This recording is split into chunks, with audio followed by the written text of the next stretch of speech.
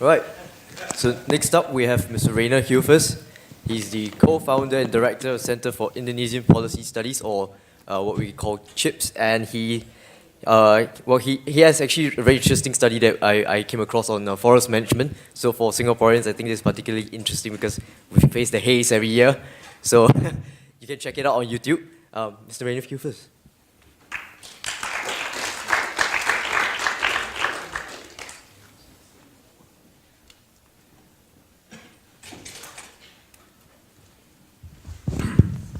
That one works.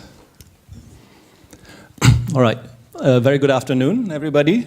Thank you very much, Brian, Joe, Wesley, everybody involved for giving me the time to speak. And thank you very much also for being flexible. I asked them to speak a little earlier because I have to catch a plane later, which also means I'm not going to talk very long, otherwise I'll miss my plane, so no worries. You have my presentation here? Yeah, okay. I am with the Center for Indonesian Policy Studies. I'm based in Jakarta, and I'd like to talk to you a little bit about what we're doing over there. Much inspiration by Dr. Razin Salih's talk this morning, learning from him about Paul Krugman's terms as perspiring stage of growth and then the inspired one. My case might be where it both overlaps a little bit, because sometimes things happen at the same time, and that's an example that I'm giving you in a second. So as you can see, we're focusing on agriculture over there. So I'm taking it now in an entirely different field. We talked about organ transplants, we talked about medicine, we talked about many apps and everything. Now we're talking about agriculture. For Indonesia to be free and prosperous, that's our idea. Now, I read a comment earlier that was very much liked by the group that said capitalism and consumerism only serve the rich and the selfish. That is something that is very important to address, because how can we actually find solutions that serve the poor? That's what drives us. And I do believe that drives everybody here, regardless whether you believe capitalism is an evil, socialism is an evil. Most people are driven by the idea we've got to make this world a better place. And so we have to find the best solutions. And in agriculture, in particular in Indonesia, we haven't yet found the best solution. We don't have capitalism in agriculture, and we certainly don't have consumerism in agriculture, that's for sure. You have, of course, the rice farmers, you have the sugar farmers, you have farmers growing different types of crops. This whole thing is highly regulated. So the imports are almost zero. Imports are really not allowed in order to protect the farmers. So you think that should be good. That means that the farmers actually now have a higher income and everybody has a happy life. It's not the case. The farmers are among the poorest of the country. But they have had these kind of import restrictions for years. So that's not really working. At the same time, the consumers in Indonesia are paying extraordinary prices. We actually have a monthly index of food prices that compare Indonesian food prices with prices in the neighboring countries. Singapore, Malaysia, but we also got Australia, etc. Indonesia is usually on top. The most expensive beef, and I'm talking about real prices. I'm not talking about purchase power adjusted, etc. Just real prices. Indonesia has the highest prices for beef, for shallots, for rice, for sugar, for salt, etc. Sometimes I bring rice back with me from Singapore to Jakarta just because it's cheaper here and the quality is also slightly better. That's a scandal. If you consider the purchase power in Singapore compared to the purchase power in Jakarta, it's ridiculous that I have to bring rice from Singapore to Jakarta. It should be the other way around. It should be so much cheaper in a country with much lower incomes. It's not the case. Okay, so the farmers getting very little. They are among the poorest of the nation. And, very important, farmers are net consumers of food. They may grow rice, but they only grow as much as what they need. The rest they sell, but then vegetables they have to buy. They want some chicken, they have a couple of chicken running around. But they need sugar, they buy. They need flour, they buy. They are net consumers. Almost all of them are net consumers of food. So they pay these prices as well. Protecting the farmers by giving some import restrictions and price ceilings, it just doesn't work. We have price ceilings for almost every food commodity, and almost all of these are broken. These price ceilings are not kept. Sugar is about 3 times as expensive in Indonesia as in the world market. Rice is twice as expensive as in the world market. When the rice price went up because of production problems in 2015, that was at the same time when Thailand sold lots of rice that they had accumulated in a weird policy in Thailand. So there was a lot of really good Thai rice in the market at a very low price. And Indonesia said, no. We need to protect our farmers, no import. Otherwise, we kill our farmers, right? So the farmers did not produce enough rice. The rice price went up a lot in Indonesia. 1 million Indonesians fell below the poverty line. 1 million.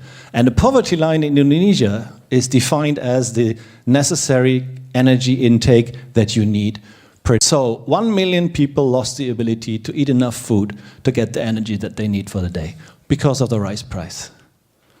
That's not helping the poor. There's something fundamentally wrong. And that's what we are researching in our center. So, for example, if you look at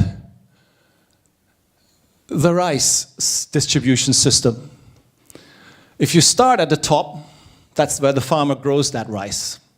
And you end at the bottom, where the consumer actually buys that rice. But to get that rice from the farmer to the consumer is a huge process. First of all, the farmer has to sell it to the middleman. But the farmers are often very dependent on the middleman. Why? Because they don't have enough money to start even planting the rice. They need the seeds, they need fertilizers and everything. So the middlemen give them the loan. And for getting the loan, they have to promise that they are going to sell them that rice. It's a bit of an insurance system. It's not too bad, but it depends on the practices of the middleman, because that sometimes ends in some sort of slavery where the middlemen can tell them anything they want from them, and the farmers have to do this. In the fisheries, we have seen this ending up in slavery, people having to actually work on boats for free because they are dependent on the middlemen. Farmers sell to middlemen, then it goes to the rice millers, the wholesalers, the local wholesalers, etc. It goes through the entire process. There is, in many areas, on major wholesalers, on the local wholesalers, you have cartels. So they would sit together, they would dictate the prices, so that the farmers get even less, that they can charge the consumers the most. So there is no market here. This is all a complicated process that is driven through and through by practices that are made to give certain groups the highest benefits, and the consumers pay an enormous price while the farmers end up with nothing.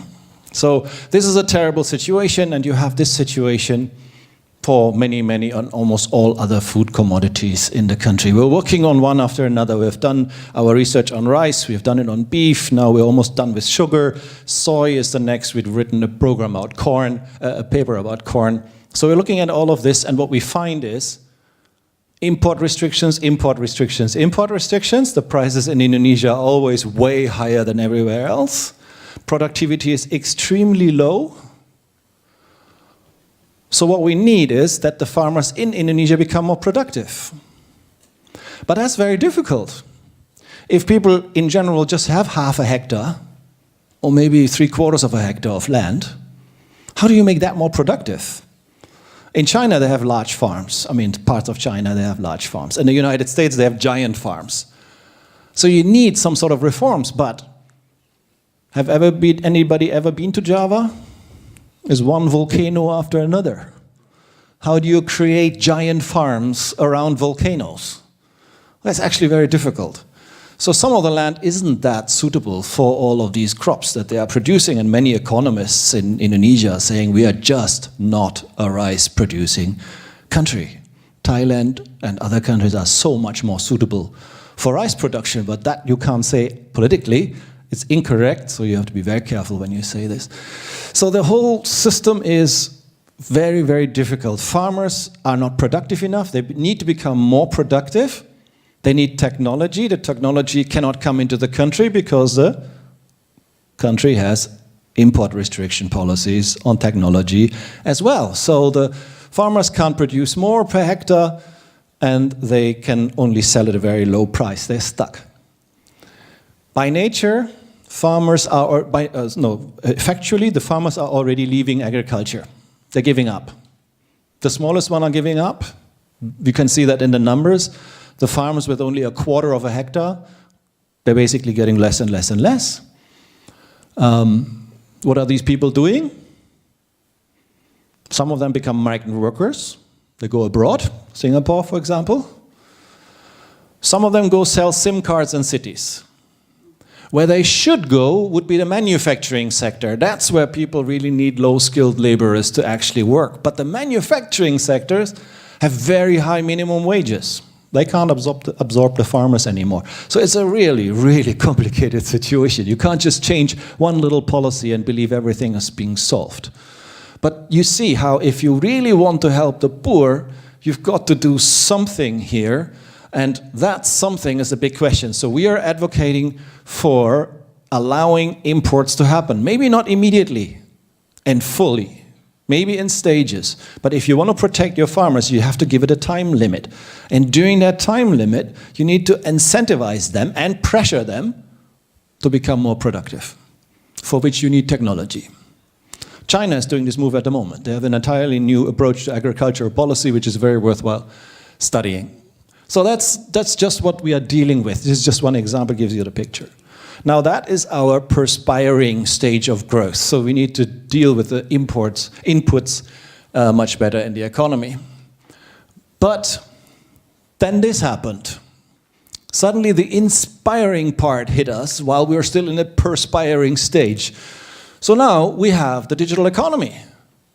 And then there are some clever guys who are actually developing systems where we can cut this system from farmers to consumers to just one stop.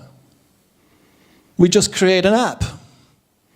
And we have this very, very successful one, Rego Pantes, where basically the farmer wants to sell, he can actually put it on the app. The consumers can find this stuff on the app, they can buy directly from the farmer. Cut out like I don't know how many steps in between, corrupt people, cronies, cartels, etc. They can buy directly from the farmer. It doesn't work for the last farmer in Papua, but it does work for a couple of farmers relatively close to the cities who can be connected. That was a great advantage. So we have several apps already happening like this. This is a brilliant thing for an Imagine conference where we're talking about entrepreneurship and everything. That's where you can have a real social impact by developing apps that connect the farmers with the consumers, directly cutting out so many other levels in between. So that was happening, quite recent, as you see, maybe you can see on the left from 2017. So that's a new development that we have. And that didn't stop there. We have now lots of different apps about farmers getting information about crops, they find out about the prices, they can learn about farming techniques and equipment, they can counseling, etc. Many, many groups are developing different types of apps that can be used. Does that help all the farmers? No. The farmer will not put down the plow on his rice field and take out his smartphone and then quickly check what's the price for my rice today. It's not going to happen. But that's also a fallacy to believe one thing will solve everybody's problem. What you need is thousands of solutions. A solution for a particular group of farmers here, another solution for a different group of farmers there. This kind of multitude of solutions, that's exactly what we need, and they need to compete with each other. Because we too often think about how do we solve the problem of 40 million farmers. Nobody can solve the problem of 40 million farmers. But maybe they solve the problems of 100 farmers. That's already huge progress. And if altogether they solve the problem of 40,000 farmers, that's even bigger progress. So what we need is lots of this. So I encourage all of you, sit at your computers and get us apps that work, that help the farmers in Indonesia. We also have this in agri-finance.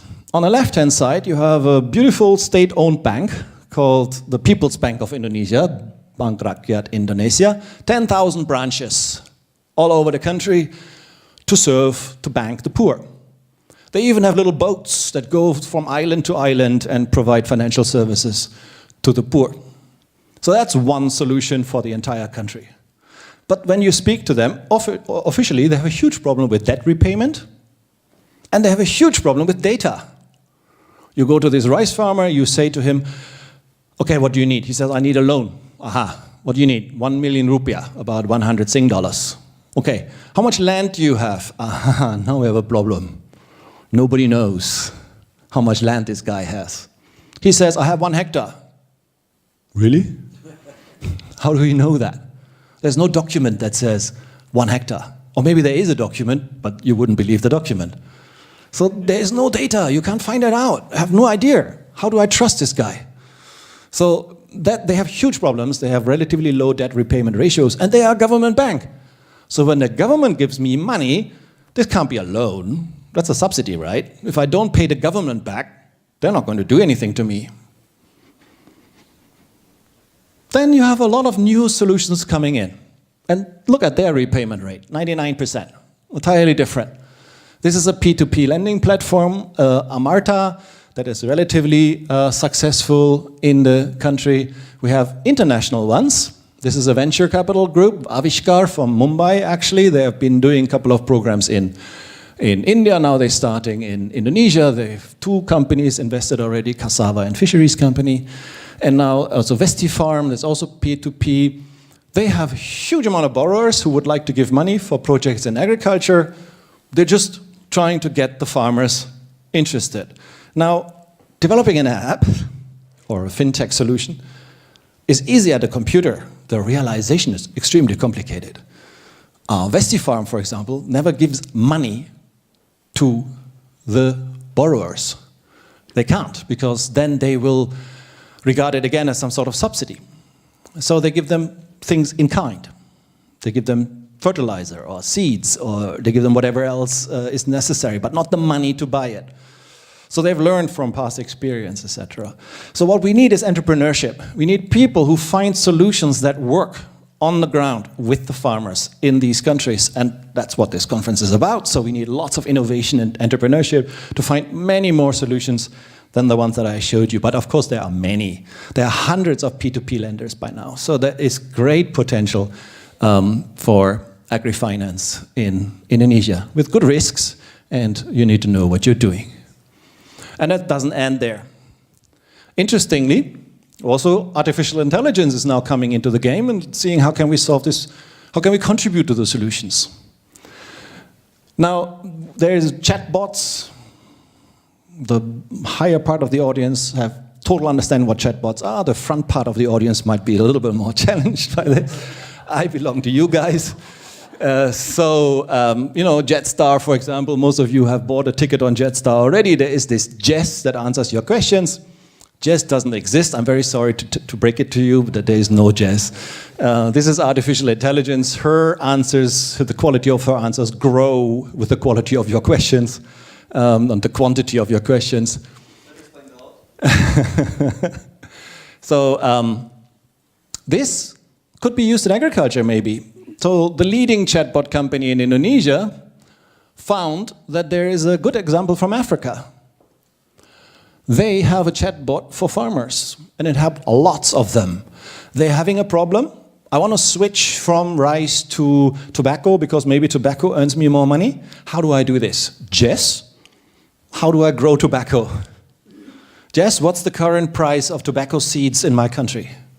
And then Jess can answer these questions, and it can be extremely helpful for the farmers to find out, maybe not again the last rice farmer in the last remote province, but a couple of more urban farmers, so to speak, closer to cities. So this company in Indonesia, Kata.ai, is the leading company that developed a chatbot for our biggest mobile telephone company, for example. They really want to go into agriculture. So they were sitting with a couple of people who know about agriculture, and they asked, so how do we do this? What are the solutions? What are the clients? What can we do in this? So there's a big market for that, and it's happening right now. So if you want to do good, and if you really want to develop something, and if you also want to make some money, then develop an app, finding solutions for the farmers in Indonesia. I encourage you to do that. Thank you very much for your attention.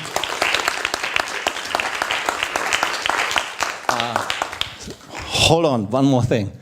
A bit of advertisement. So we are also doing something technological. We're not just writing policy papers. We also have a massive open online course on agriculture in Indonesia. So for those of you who speak Indonesian, are Indonesian, this is in Bahasa Indonesia. We have about 2,000 participants. So it's a very interesting course to learn about food and agriculture. Please join in the platform www.chips-indonesia.org. Thank you very much.